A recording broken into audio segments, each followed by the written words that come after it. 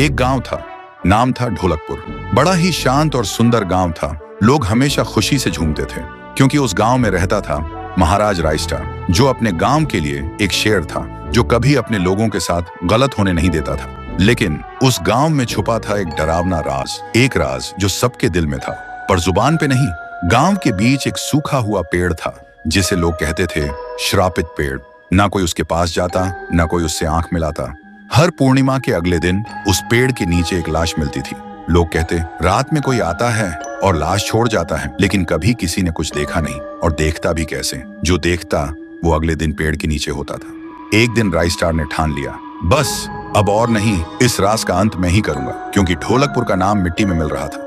फिर एक पूर्णिमा की रात रायस्टार चुपके से जाकर पेड़ के पास बैठ गया। रात के 2 बजे एक आवाज आई, ठुंग ठुंग ठुंग ठुंग ठुंग ठुंग ठुंग ठुंग ठुंग सहूर। और फिर वो पेड़ भूत में बदल गया। वो भूत कुछ अजीब सा था, एक भयानक शैतानी हंसी वाला चेहरा, आंखें बड़ी बड़ी। वो पेड़ चल के एक घर के गेट को जोर जोर से खटखटाने लगता है। तभी एक आदमी डर के मारे आवाज सुन के बाहर निकलता है। वो भूत अपने लकड़ी जैसे हाथ से एक ऐसा थप्पड़ मारता कि उसकी सांस वहीं थम जाती है, और उसी जगह उस लाश को ले जाता है और वापस फिर से पेड़ बन जाता था। देखते ही रायस्टार का दिल कांप जाता है, पर वो कुछ बोलता नहीं।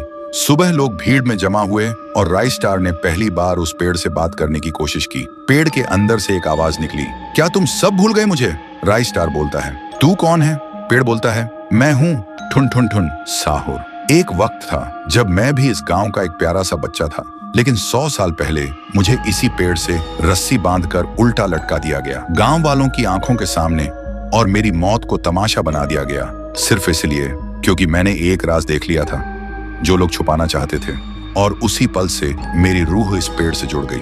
उस दिन से मैं इंसान नहीं, एक सज्जा बन गया, और हर पूर्णिमा में एक राजदार को चुनता हूँ और फिर उसे उसकी खामोशी का हिसाब देता हूँ। रायस्टार बोलता है, लेकिन अब तो वो लोग मर चुके हैं ना, जो तेरा कसूरवार थे। अब तू मासूम लोगों को क्यों मार रहा है? पेड़ कुछ देर चुप रहता है, फिर बोलता है, ठीक है, बस एक बार मुझे याद करो, एक दिया जला दो, फिर मैं कभी किसी को नहीं मारूंगा। फिर रात में सब लोग आते हैं, एक एक दिया जलाते हैं, और तभी पेड़ अपने आप से आग पकड़ लेता है, और आखिर में मुक्ति मिलती ठुन ठुन ठुन साहुर को।